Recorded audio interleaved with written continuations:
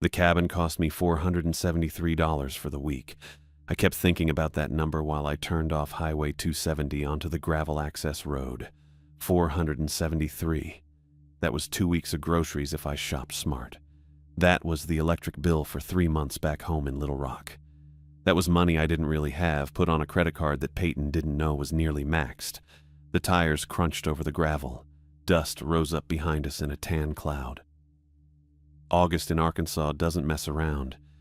It was the kind of heat that made the air feel thick, made you sweat just sitting still. The AC in my Civic was running full blast and still barely keeping up. Peyton had her window cracked anyway. She always did that. Said recycled air gave her a headache. "It's pretty out here," she said. I grunted. Didn't trust myself to say much. We'd been okay for the last hour or so, which meant we were probably due for another fight. That was how it had been going lately. A few hours of peace, then something would set one of us off, and we'd be back at it. The cabin sat about 50 yards off the main road, tucked between pine trees and scrub oak. It looked decent in the photos online. Looked decent now, too. Single story, wood siding painted dark green, a small covered porch facing the lake. I could see water through the trees, flat and bright under the afternoon sun. I pulled up next to the porch and killed the engine. "Finally," Joseph said from the back seat.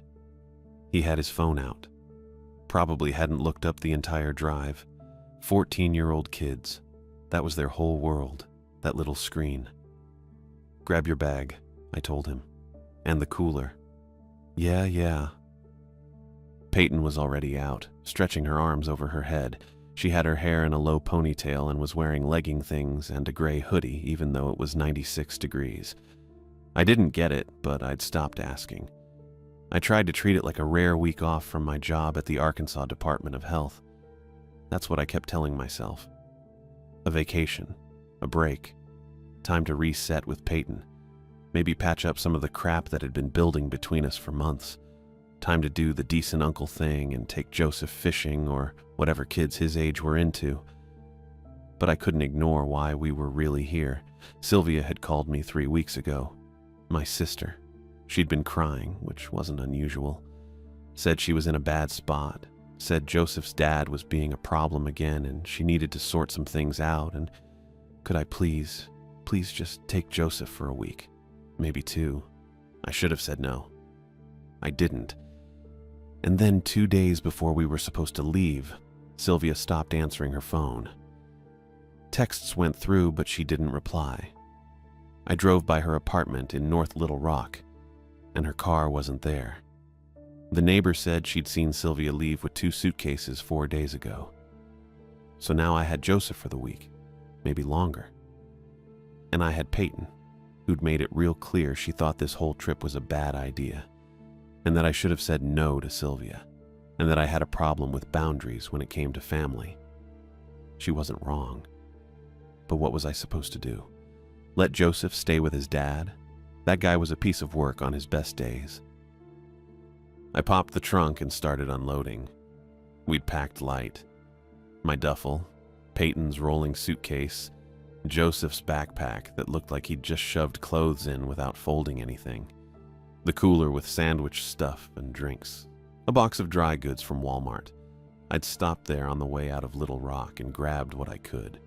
Bread, peanut butter, a box of spaghetti, some cans of sauce, chips, a case of Coke. The property manager had said the cabin came with basics, pots, pans, dishes, that kind of thing. I was counting on it. $473 didn't leave a lot left over for eating out. "Where's the key?" Peyton asked. "Lockbox," I said. "On the porch." The email confirmation had been specific about that. Lockbox mounted to the left of the door. Code was the last 4 digits of my phone number. I hauled the cooler up the steps. The porch boards were solid under my feet, didn't creak or sag.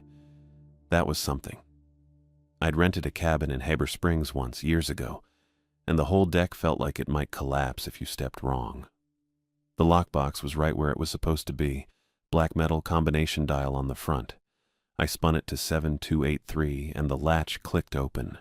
Inside was a single key on a wooden keychain shaped like a fish. Bass, maybe.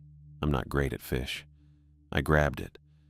That's when I noticed the envelope taped underneath the lockbox.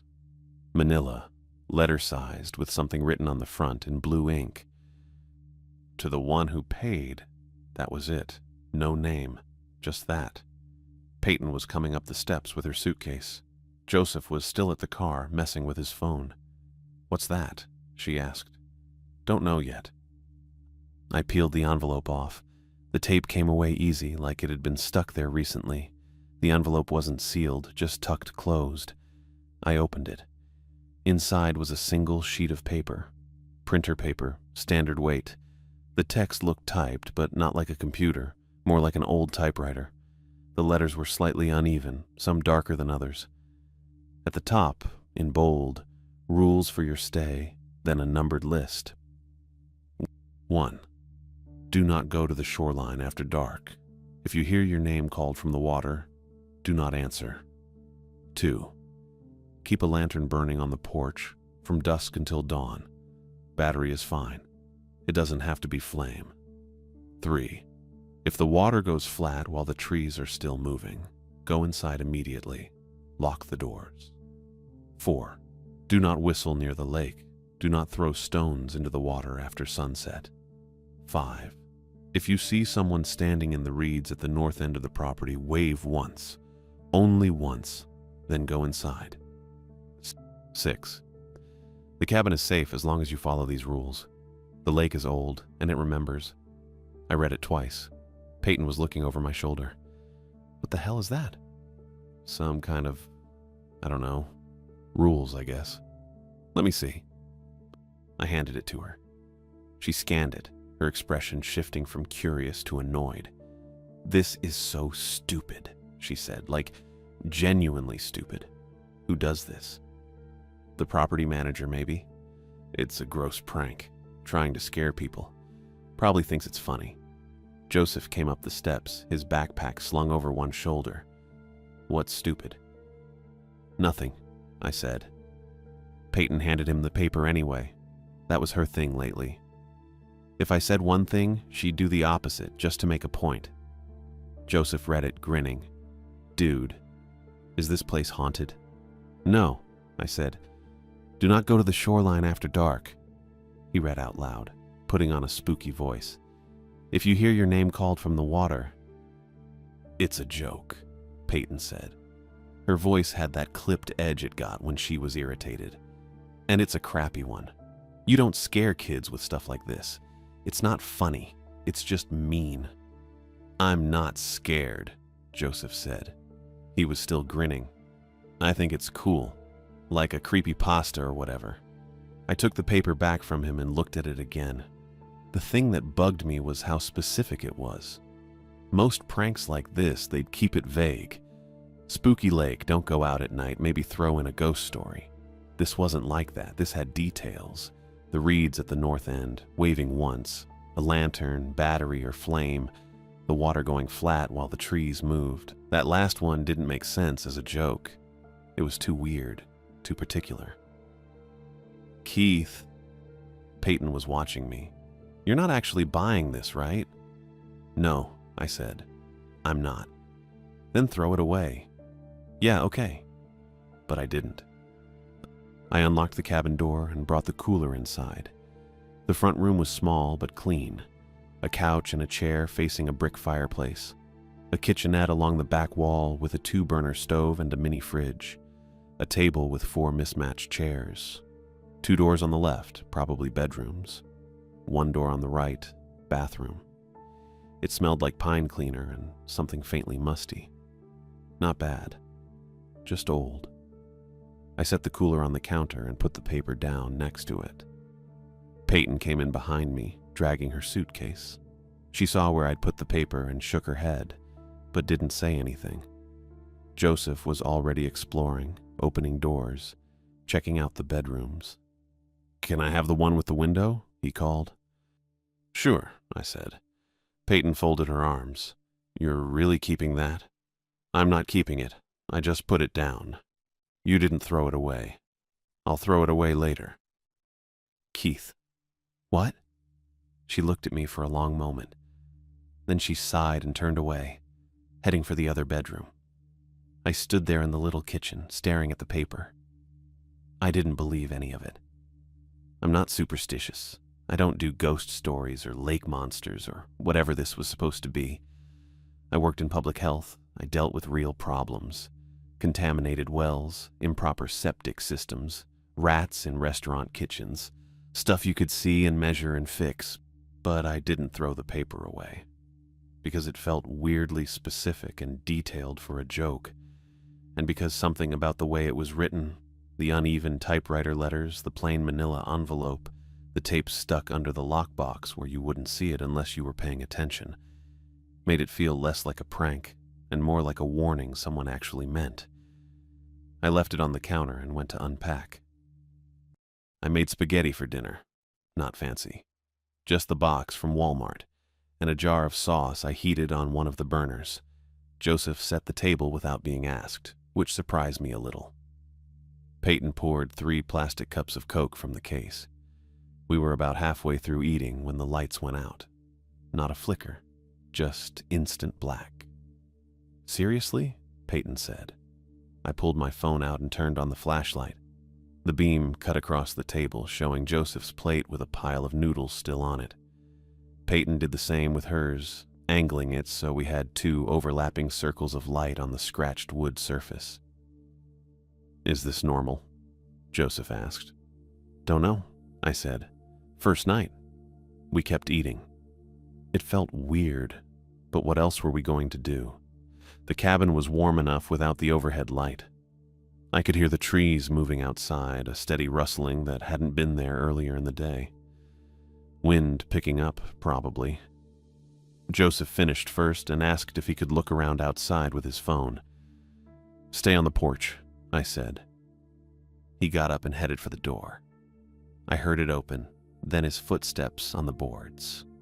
Peyton twirled spaghetti on her fork. You think the breaker tripped? Maybe. You gonna check it? After I finish. She didn't say anything to that. We ate in silence for another minute, just the sound of forks on plates and the wind outside. Then I saw headlights through the window. Except they weren't headlights, just the shape of a vehicle rolling up the gravel drive in the dark. No lights on at all. I stood up. What? Peyton said. Someone's here. I walked to the window and looked out. An old pickup, maybe a Ford. Dark paint that I couldn't make out the color of in the dim light from our phones. It pulled up next to my Civic and stopped. The engine cut off.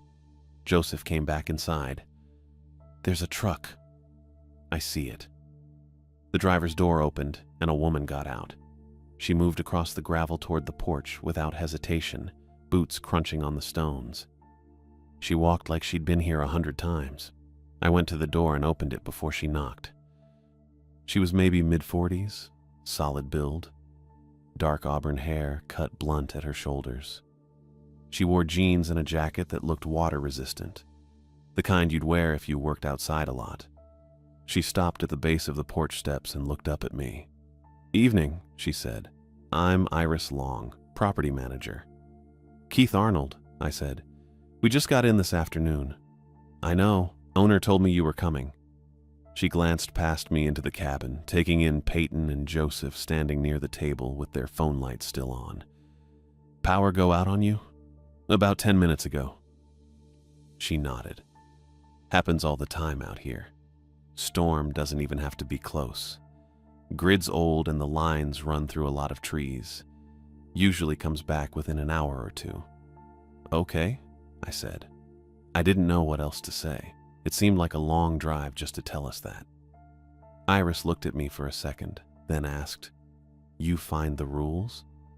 My stomach tightened a little. Yeah, we found them. Her posture changed. Not a lot, but I noticed. Her shoulders dropped maybe half an inch, and she exhaled through her nose. Relief. That's what it looked like. Good, she said. That's good. Peyton came up behind me. You wrote those? Iris shook her head. No, ma'am. Owner did. I just make sure they get to the renters. They're fake, right? Peyton said. Like a joke. Iris didn't answer right away. She looked at Peyton, then at me, then past us to where Joseph was standing in the doorway to the main room. They're not a joke, she said finally. Her voice was flat, practical. You follow them, you'll be fine. Come on, Peyton said. You don't actually believe. I believe in what works, Iris said. She cut Peyton off without raising her voice. I've been managing this property for 6 years. Every renter who follows the rules has a quiet week and goes home fine. The ones who don't. She paused. Well, there's been a few incidents. I felt cold. What kind of incidents? The kind that get the sheriff involved, Iris said. Missing persons, search and rescue. Couple times the dogs found someone in the water who shouldn't have been swimming that time of night. She looked at me again. You seem like a smart man. You paid cash. You got here on time. You're asking the right questions. Just follow the rules.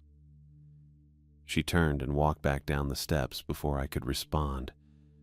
Halfway to her truck, she stopped and looked back. One more thing, she said. The lantern. Use a battery one, not candles. Doesn't matter what kind, long as it runs on batteries and stays lit all night. You got one? No, I said. Didn't bring one. She walked to the bed of her truck and pulled out 2 packs of D-cell batteries, the kind that come in an 8-pack. She came back up the steps and set them on the porch railing. There's a lantern in the storage closet, she said. Left side of the kitchen behind the broom. Owner keeps spares. Make sure it's got fresh batteries and put it out here before full dark. Okay, I said. She nodded once and went back to her truck. The engine started and she reversed out of the drive. Still no headlights, just the shape of the truck disappearing into the trees. I stood there on the porch holding the batteries. Joseph came out and looked at them. That was weird, he said. Yeah. Peyton stayed inside. I could see her through the window, standing by the table with her arms crossed. I went back in and set the batteries on the counter. The rules paper was still sitting there next to the cooler. I looked at it again. Rule 2. Keep a lantern burning on the porch from dusk until dawn. You're not seriously going to do what she said, Peyton said. I'm thinking about it. Keith, it's a prank. She's in on it. Maybe. She drove out here in the dark with no headlights just to make sure we're scared. That's not normal. I didn't have a good answer for that. She was right. It wasn't normal. But the way Iris had looked when I said we'd found the rules, that relief, that didn't feel like someone playing a prank. The lights came back on at 9:30. I checked my phone for the time. We'd been sitting in the dark for just over an hour. Joseph was on the couch, messing with his phone. Peyton was in the bedroom. I was in the kitchen putting the leftover spaghetti in the fridge when Joseph looked up. Can I go down to the dock? He asked. No. Why not?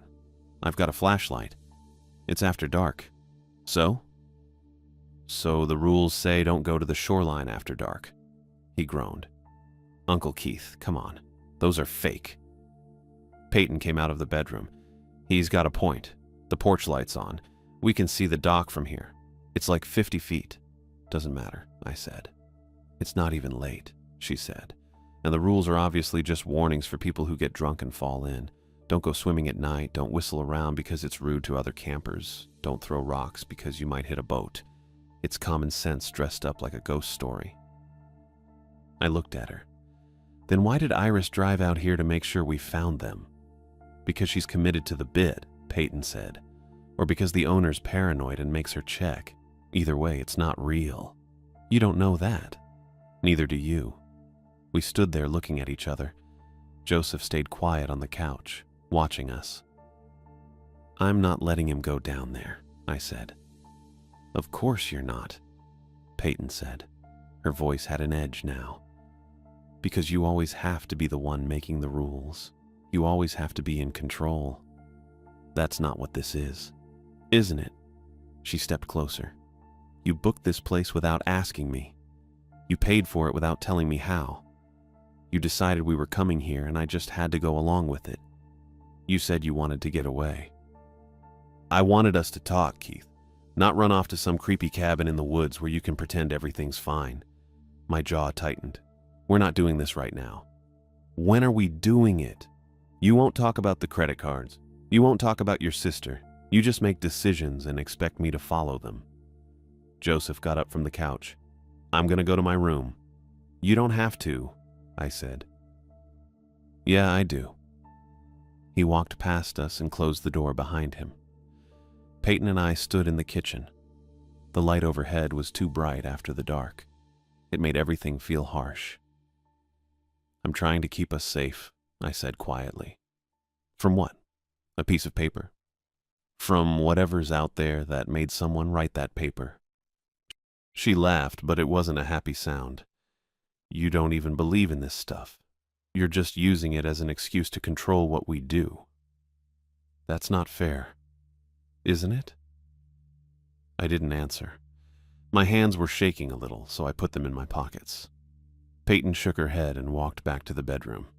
The door didn't slam, but it closed hard enough that I heard it. I stood in the kitchen alone. The spaghetti pot was still in the sink.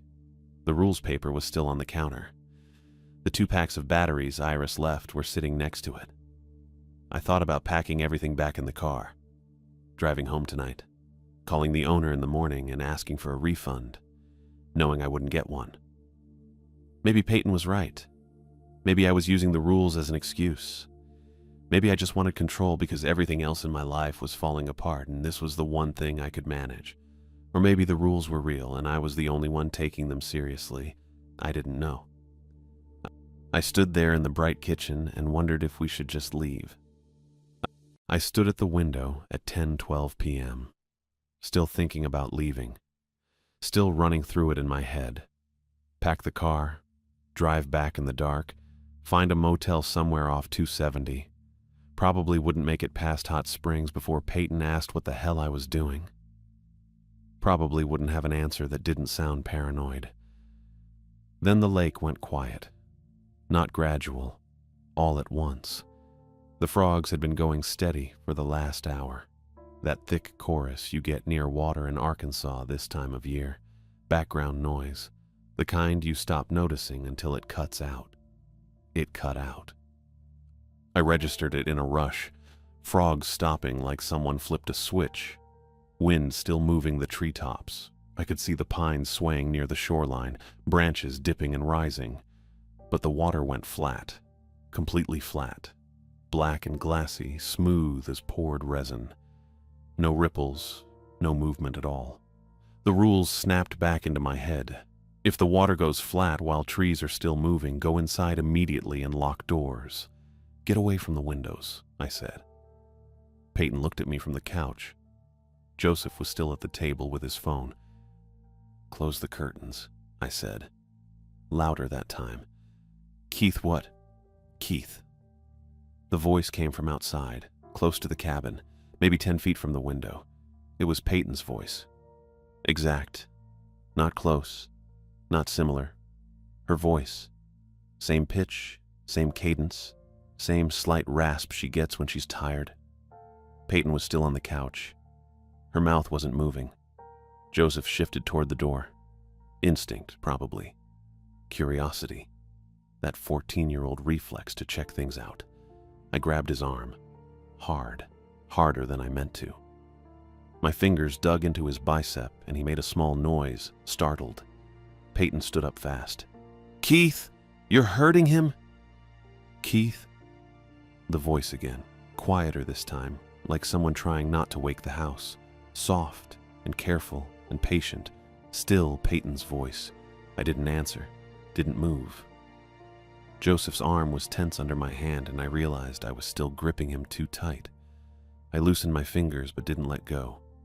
Peyton's face had gone pale. She was staring at the window now, at the curtain I hadn't closed yet. Her lips barely moved when she spoke. Someone might need help. I shook my head. Keith, if someone's out there... Joseph. Different voice now. Sylvia's voice. sweet and impatient. That tone she used when Joseph was little and she wanted him to come inside for dinner. A mom voice, warm but insistent. "Joseph, honey, come outside." Joseph went rigid, his whole body locked up under my hand. I yanked the curtain shut with my free hand, grabbed Peyton's wrist with the other, pulled them both into the hallway, away from the windows, away from the door. Something heavy slid across the dock boards. Not footsteps. Dragged. Wet. Like a tarp full of something dense being pulled over wood. Slow and deliberate. I heard the boards creak under the weight. We stood in the hallway. Joseph was breathing fast through his nose. Peyton's wrist was cold in my hand. I still hadn't let go of either of them. The sliding sound stopped. We waited. I counted seconds in my head. Got to 47 before I lost track. My heart was doing that thing where it feels too big for my chest. Joseph hadn't moved. Peyton was staring at the front door like she could see through it. Then the frogs started again. All at once, the same way they'd stopped, like someone flipped the switch back. The chorus rose up from the shoreline. Full volume, no buildup. The lake reset itself. That's what it felt like. A reset. A return to normal programming. The wind kept moving the trees. The frogs kept croaking. The water probably wasn't flat anymore, though I wasn't about to check. I let go of Joseph's arm. Let go of Peyton's wrist. My hands were shaking a little. I put them in my pockets. Nobody said anything for a while. Joseph spoke first. His voice came out quieter than usual, younger. That was Mom's voice. "I know," I said, "but she's not here." "I know." Peyton was still staring at the door. She wrapped her arms around herself, hands gripping her elbows. "That was my voice," she said. I nodded. "How? I don't know." She looked at me. Her eyes were wide, and her jaw was tight, and she looked the way I'd felt 15 seconds after reading those rules for the first time. Scared and pissed off about being scared. "We're following the rules," I said. She didn't argue. Morning looked so normal it almost made me doubt my own memory. I woke up just after 7. The light coming through the bedroom window was clean and yellow, the kind that makes everything look simple. I could hear birds. Regular ones, not weird ones. Just sparrows or whatever they have out here. Peyton was already up. I found her in the kitchen making coffee with the little 4-cup machine that came with the cabin. She'd showered. Her hair was still damp and pulled back in a low ponytail, and she was wearing her gray leggings and the navy hoodie she packed. She looked calm, normal. I stood there for a second, not sure what to say. She glanced at me. "Coffee's almost done." "Thanks," I said. She poured herself a cup when it finished, then poured me one without asking. That was good. That felt like something she'd do on a normal morning. I took the cup. It was too hot to drink yet, so I just held it. "Sleep okay?" she asked. "Yeah," I lied. "You?" "Fine." We stood there drinking coffee like nothing happened. Like we hadn't heard our own voices calling from outside the window. Like there hadn't been something heavy and wet dragging itself across the dock. I kept waiting for her to bring it up. She didn't. After a minute, she said, "You were primed." I looked at her. "What?" "Last night. You read those rules, and then Iris showed up acting all serious, and your brain was already looking for things to be scared of." She said it like she'd been working on the explanation all morning. Maybe she had. It's confirmation bias. You expect something creepy, so normal stuff starts feeling creepy. I didn't say anything. The voices could have been an echo, she continued. Or someone's radio. Or another camper messing around. It sounded exactly like you. Because you expected it to. I wanted to argue. I wanted to ask her how she explained the water going flat, or the frogs stopping all at once, or the sound on the dock. but she was holding her coffee with both hands and looking out the window at the lake, and her face was calm in a way that felt kind of fragile. Like she'd decided this was the story and she wasn't going to let go of it. So I didn't push. "Yeah," I said. "Maybe." She looked at me then just for a second. I couldn't tell if she believed me or if she was relieved I wasn't going to fight her on it. Joseph came out of his room around 8. He was wearing the same graphic t-shirt from yesterday and a pair of gym shorts. His hair was sticking up on one side. "Morning," I said. "Hey." He grabbed a Coke from the fridge and sat down at the table with his phone. Normal 14-year-old stuff. Peyton made him toast with peanut butter. He ate it without looking up. But I noticed him checking the water line. He'd glance out the window every couple of minutes, not obvious, just a quick look like he was making sure it was still there, or making sure nothing was standing in it. I didn't say anything about it. Around 9, I told myself I should pack the car and leave.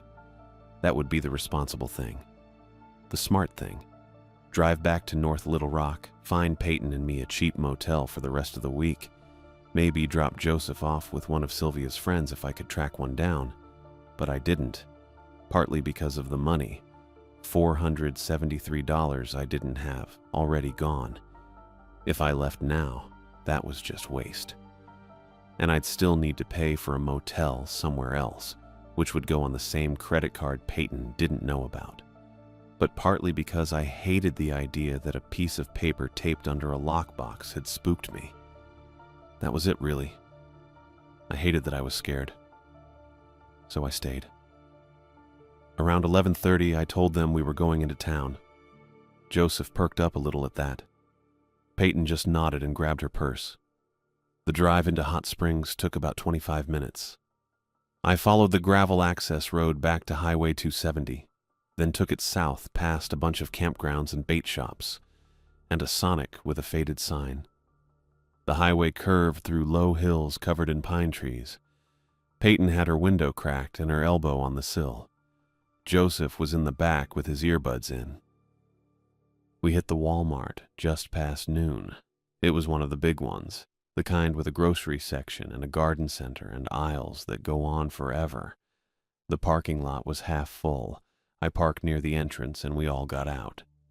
Inside, the air conditioning was running hard enough that I felt the sweat on my neck go cold. Peyton grabbed a cart even though we weren't buying groceries. Joseph wandered toward the electronics section. I told him to stay where I could see him. I went straight to the camping aisle. The lanterns were on the bottom shelf next to a bunch of fold-up chairs and a display of charcoal. They had two kinds, the cheap plastic ones for $12 and the heavier metal-cased ones for $28. I grabbed 2 of the metal ones. Then I grabbed 4 packs of D-cell batteries, the 8-count kind. Peyton came up behind me while I was loading them into the cart. "Really?" she said. "Iris said to use battery lanterns." I know what she said. I didn't look at her, just kept stacking the batteries. "You're actually doing this," she said. "Yeah." She laughed, but not in a mean way, more like she couldn't believe it. "Okay." That was it. She didn't stop me. We checked out at Register 9. The cashier was a young woman, maybe mid-20s, with black hair pulled back in a tight bun and a Walmart vest over a gray t-shirt. Her name tag said Callie. She scanned the lanterns without comment, then the batteries. "Camping?" she asked. "Something like that," I said. She told me the total. $93.42. I handed her my debit card and hoped it would go through. It did. Callie bagged everything in 2 plastic bags and handed them over. "Have a good one." "Thanks." Peyton was already heading for the door.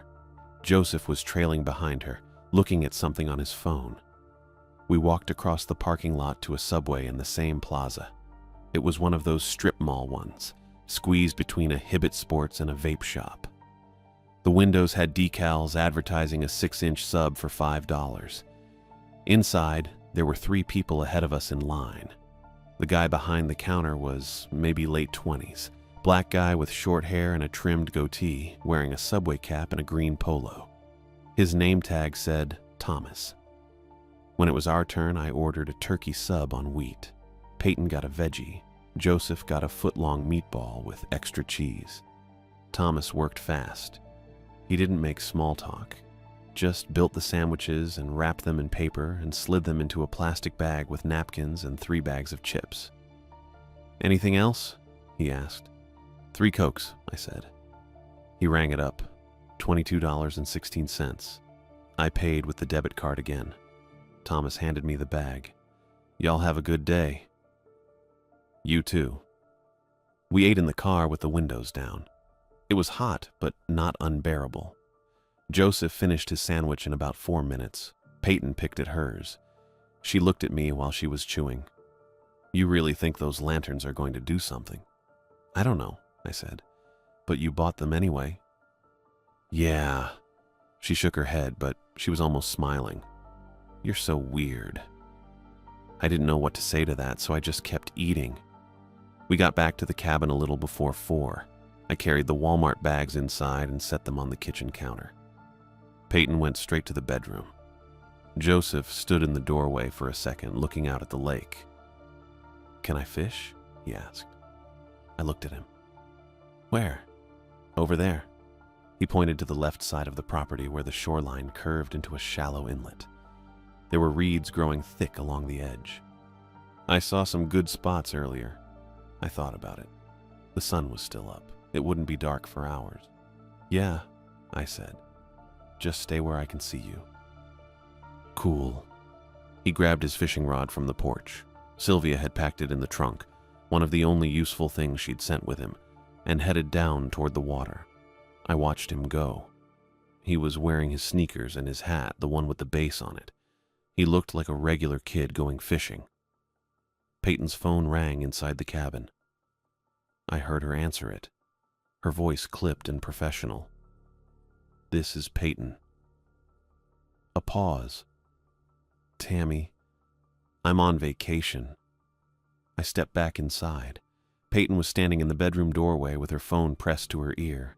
Her jaw was tight. "I understand that," she said, "but I submitted my PTO 3 weeks ago." Another pause. Longer this time.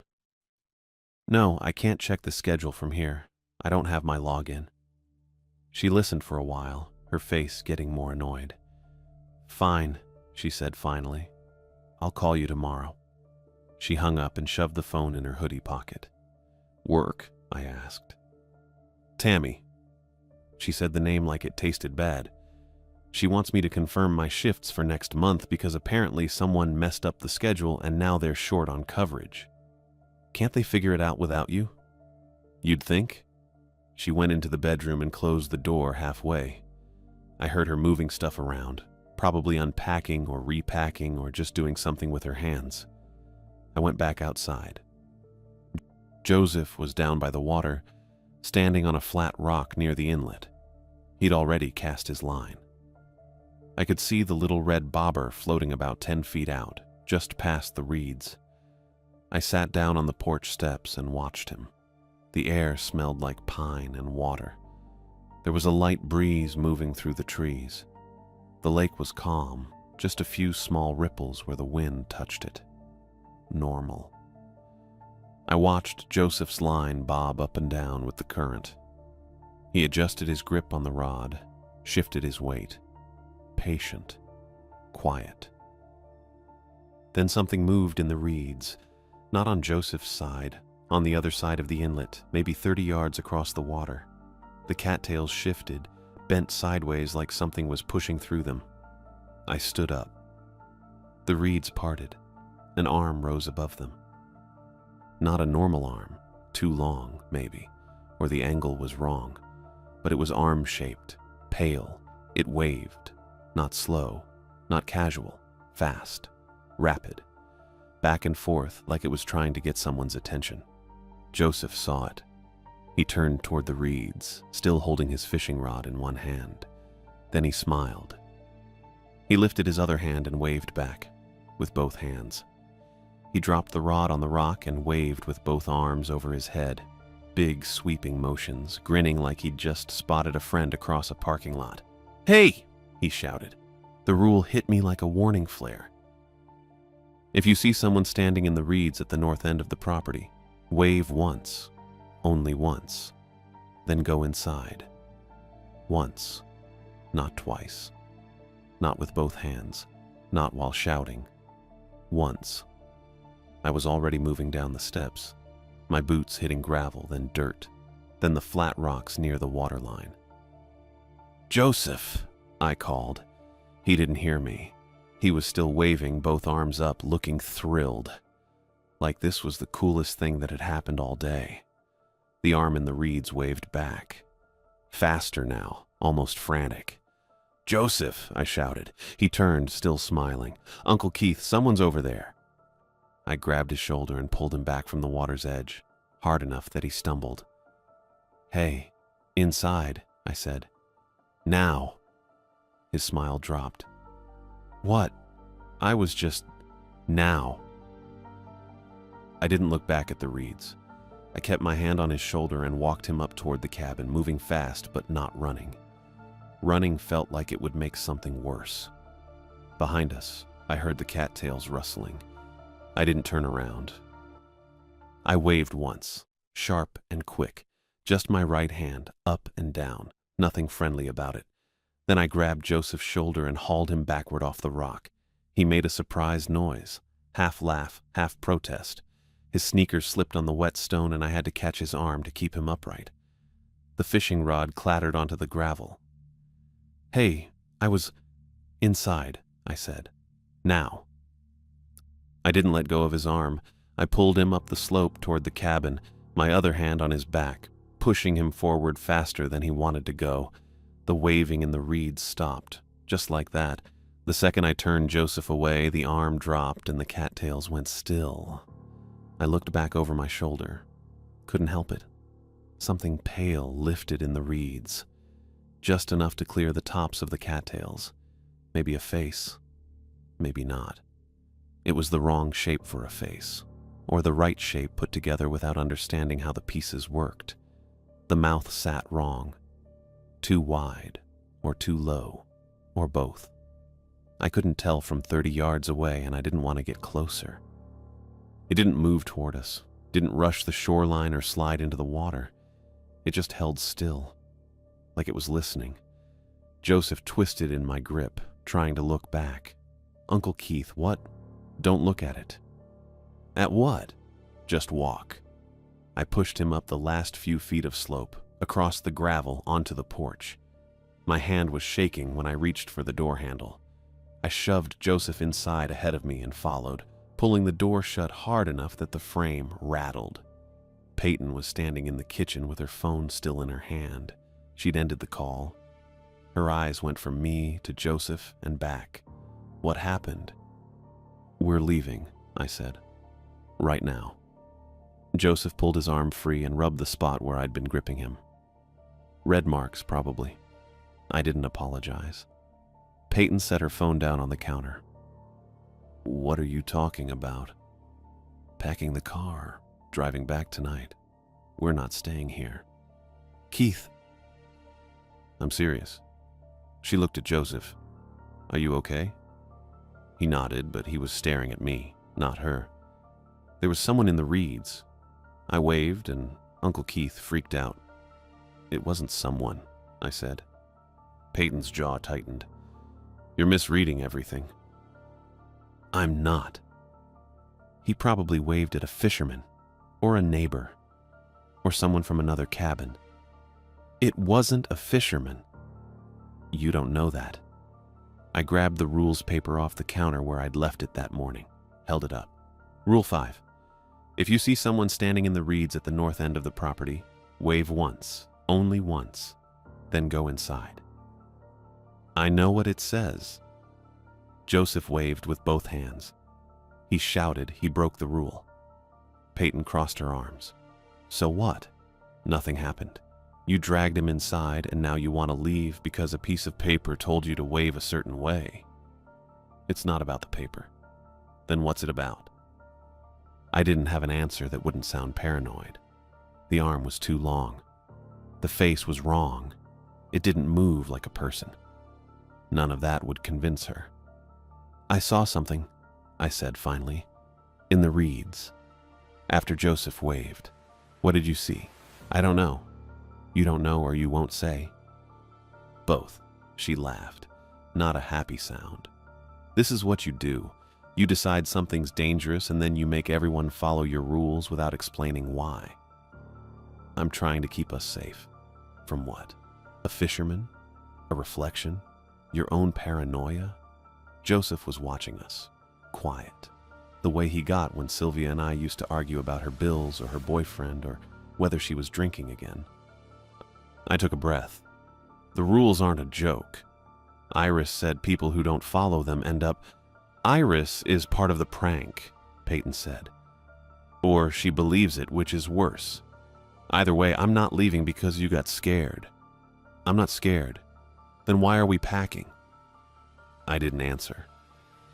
Peyton shook her head and turned toward the bedroom. "I'm not doing this." The porch light flickered. All three of us stopped.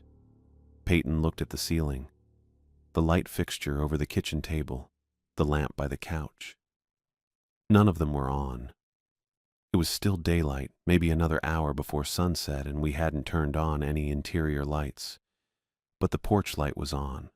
I could see it glowing faintly through the window, even though I hadn't flipped the switch. It flickered again, once, twice, then steady. Peyton stared at it. "That's the breaker." "Maybe," I said, "or the bulb." "Yeah." She didn't sound convinced, neither did I. Joseph moved to the window and looked out toward the reeds. I wanted to tell him to step back, but I didn't want to sound like I was panicking. "I don't see anyone," he said. "Good," I said. "Keep it that way." Peyton walked to the bedroom without saying anything else. I heard her open the closet. A minute later, she came out with her suitcase and set it on the bed. I thought she was packing to leave. She wasn't. By sunset, the lake looked normal again. Textured, little ripples from the breeze. A heron stood in the shallows near the inlet, still and patient, waiting for something to move. I stood at the window and watched the light fade. Orange, then pink, then that deep blue that comes right before dark. Peyton came out of the bedroom. She'd changed into jeans and a different hoodie. She had her suitcase open on the bed, but she'd only put in a few things. Slowly, like a statement. "You're still packing," I said. "I'm thinking about it. Thought you said I was overreacting." "You are." She walked to the fridge and got a Coke, opened it, took a drink. But the light thing was weird. "Yeah." "Doesn't mean we have to leave." I didn't argue. She was talking herself into staying, and I knew better than to push. Joseph was on the couch with his phone. He'd been quiet since we came inside, not sulking, just quiet. The kind of quiet that meant he was thinking. Peyton sat in the chair across from him. "You okay?" He shrugged. "Yeah."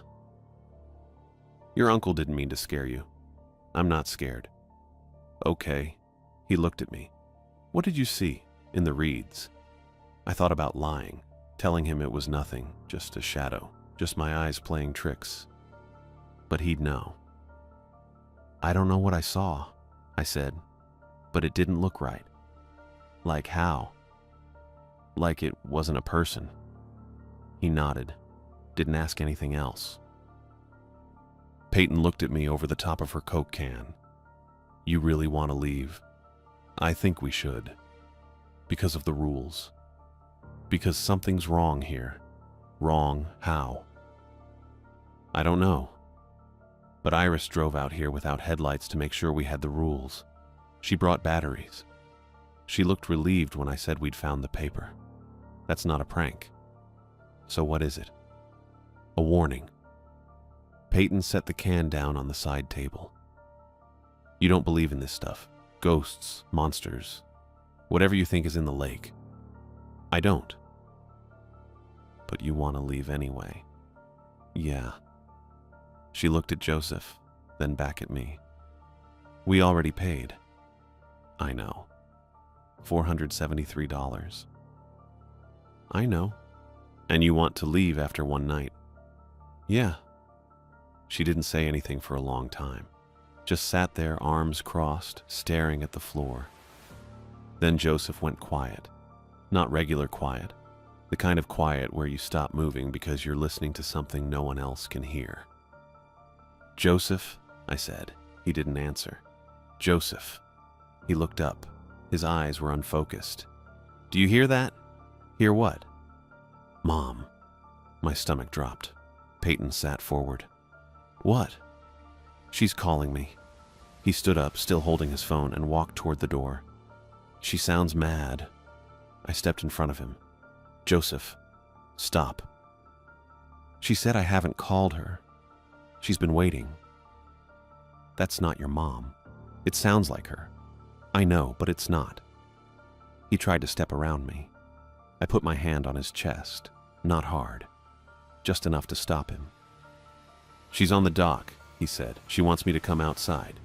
Peyton stood up fast. "Keith, it's the lake," I said.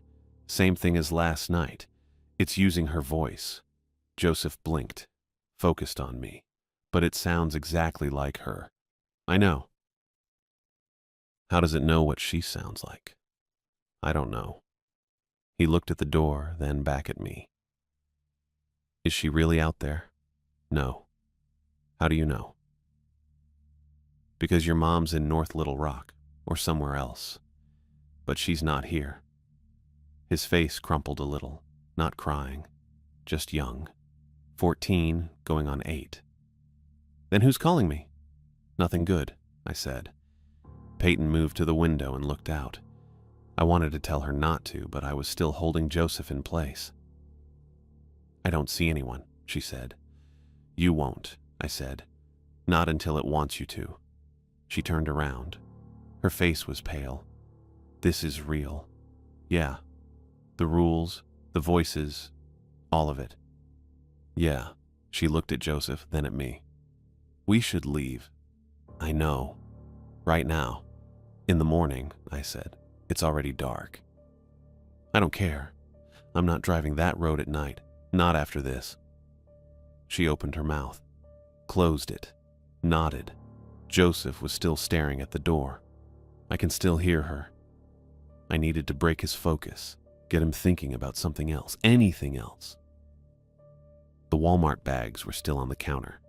I grabbed one and pulled out the metal lantern, ripped open the plastic packaging, grabbed the batteries from the other bag, and loaded 4 D cells into the bottom compartment, twisted the top. The LED panels lit up bright white, way brighter than I expected. I set it on the kitchen table. "Joseph," I said, "come here." He didn't move.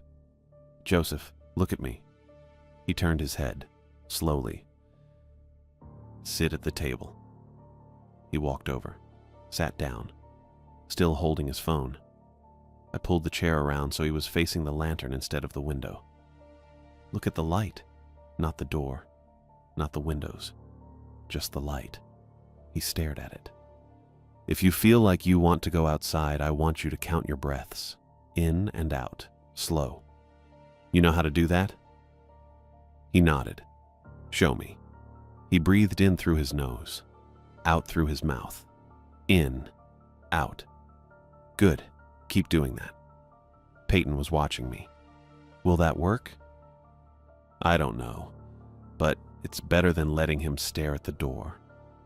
Joseph kept breathing, in and out, watching the lantern. He looked like he was following a safety drill, the kind they teach you in school for tornadoes or fires. Simple instructions. Clear steps, don't think. Just follow.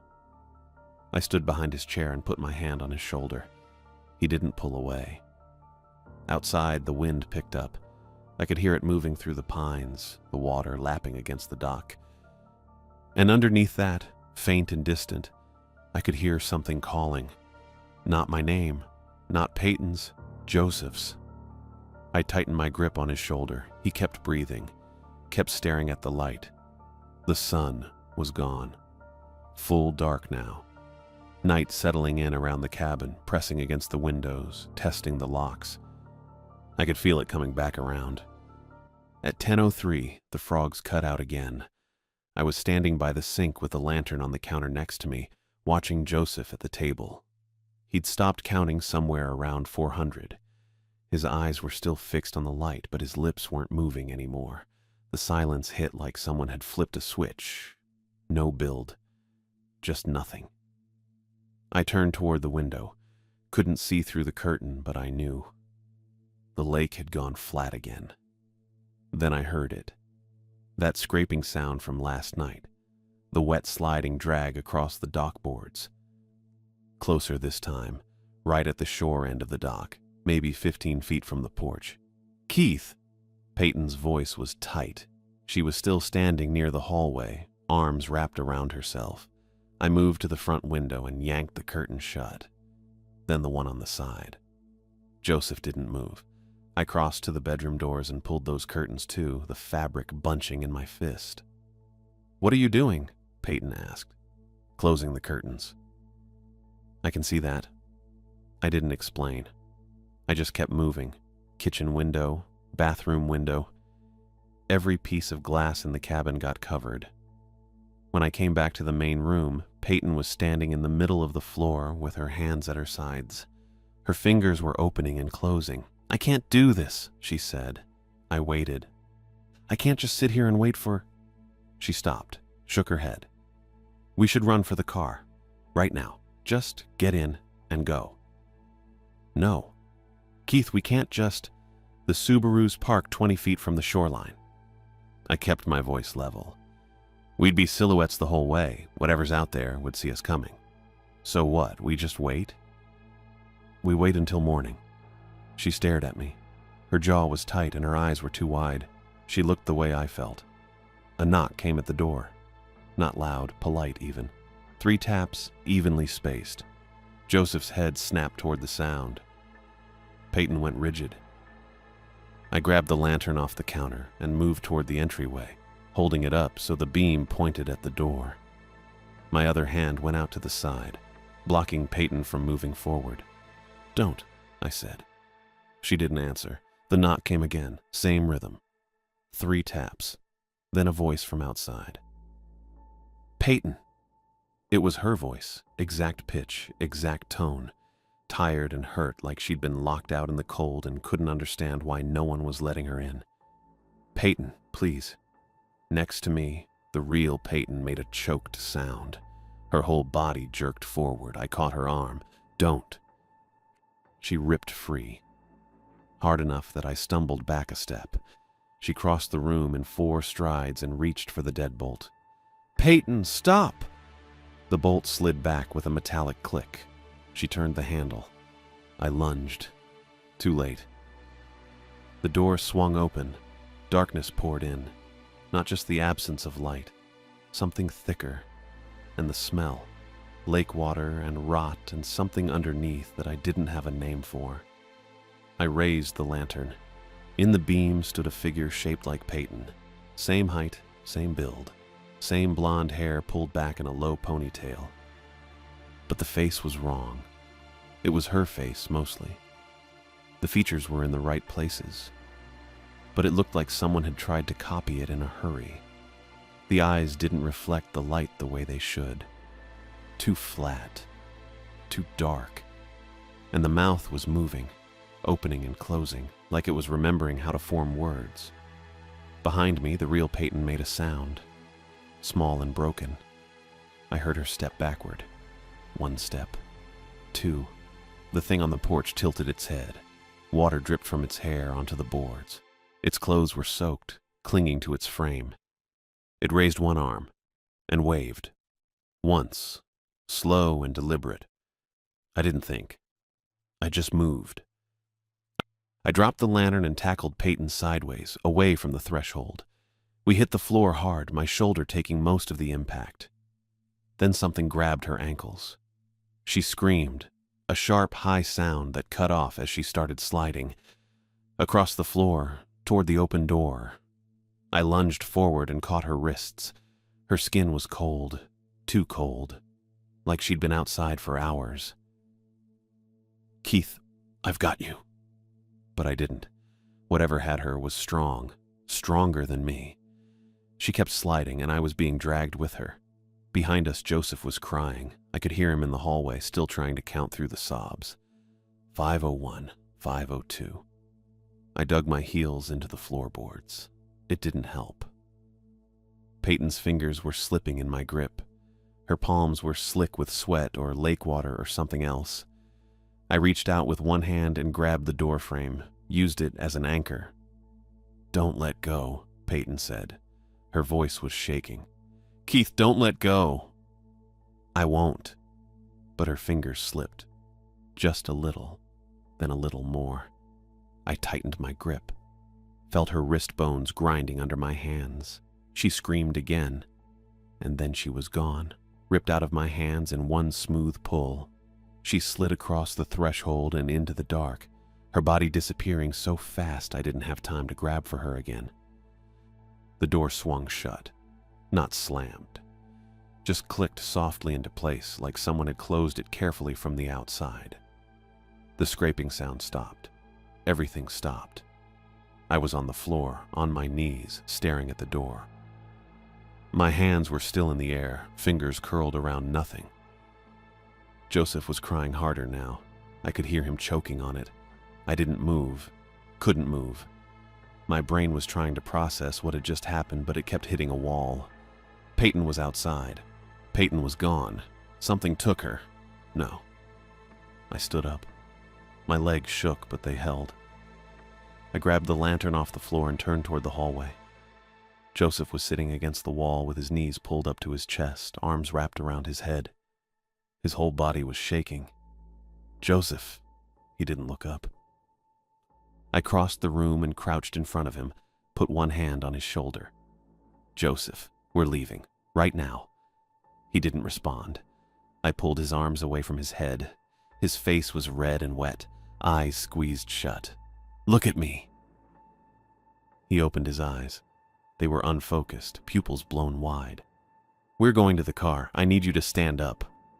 He didn't move. I grabbed him under the arms and hauled him to his feet. He swayed, but I kept him upright. "Can you walk?" He nodded. I didn't believe him. I kept one hand on his shoulder and moved toward the door. Stopped. Looked back at the cabin. The rules paper was still on the counter, the batteries, Peyton's suitcase in the bedroom. I left all of it. I opened the door. Didn't look at the porch, or the dock, or the water. Just stepped outside with Joseph pressed against my side and the lantern held out in front of us. The Subaru was parked 10 feet away. I half-carried Joseph across the gravel. He was stumbling, feet dragging. I opened the passenger door and shoved him inside, then ran around to the driver's side. Keys were in my pocket. I pulled them out with shaking hands, dropped them, picked them up, jammed the key into the ignition. The engine turned over. I didn't turn on the headlights. I reversed out of the drive in the dark, using the lantern on the dashboard to see the gravel road. The Subaru bounced over ruts and rocks. Joseph braced himself against the door. I kept my eyes on the road. Didn't look at the lake, didn't look at the cabin. Just drove. The gravel stretched on forever. Every shadow looked like something standing in the road. Every tree looked like it was leaning in. Then I hit pavement. Highway 270. I turned right and flipped on the headlights. Joseph was still crying, quieter now. I reached over and put my hand on his arm. "It's okay. We're out." He didn't answer. I drove for 10 minutes before I saw the Shell station. Bright fluorescent lights in the windows, yellow sign lit up overhead. I pulled into the parking lot and stopped the car. A woman came out from behind the counter as I walked in. Mid-50s, gray hair in a perm, wearing a blue polo with a name tag that said Amber. "You okay, hun?" she asked. I wasn't, but I nodded. "I need to use your phone." She looked at me for a second, then at Joseph in the car, then back at me. "Sure." She pulled a cordless phone from under the counter and handed it to me. I dialed 911. It rang twice. 911, what's your emergency? The voice was calm, professional, male. I need to report a kidnapping, I said, and a missing person. Okay, sir. Can you tell me your location? I gave him the address of the cabin, rattled off the numbers from memory. And who's missing? Peyton Cruz, my fiancée. Something took her. There was a pause. Something took her? Yes. Can you describe what happened? I tried. It came out in fragments. The door, the figure, the thing that grabbed her. The dispatcher, Daniel, he said his name was Daniel Pearson, stayed calm the whole time, asking questions, writing things down. Amber stood behind the counter watching me. She'd already picked up her own phone. I heard her talking quietly to someone else. By the time I hung up, 2 sheriff's deputies were pulling into the lot. They met me outside, a man and a woman. The man was tall, broad, close-cropped hair. Wesley McGuire, his badge said. The woman was shorter, dark braid, sharp eyes. Paige Strickland. Wesley did most of the talking. Asked me to repeat everything. I did. He didn't write much down. You said you rented the cabin through Airbnb? He asked. Yes. Who's the listed owner? I told him the name from the listing. I couldn't remember it exactly. Something generic. Paige pulled out a tablet and tapped on it for a minute. That name doesn't match county records, she said. Wesley looked at me. You sure that's the right address? Yes. And you paid cash? Credit card. He nodded. Didn't say anything. You need to check the shoreline, I said. The dock. That's where she was taken. We'll check it out, Wesley said. He didn't sound like he believed me. They left. Told me to wait at the station. I sat in the Subaru with Joseph. He'd stopped crying, but he wasn't talking either. Just stared out the window at nothing. Amber brought us 2 Cokes and a bag of chips. I thanked her. Didn't open them. The deputies came back an hour later. Paige walked up to my window. I rolled it down. We checked the property, she said. And we found this. She held up a clear plastic evidence bag. Inside was Peyton's engagement ring. Small, silver band, single diamond.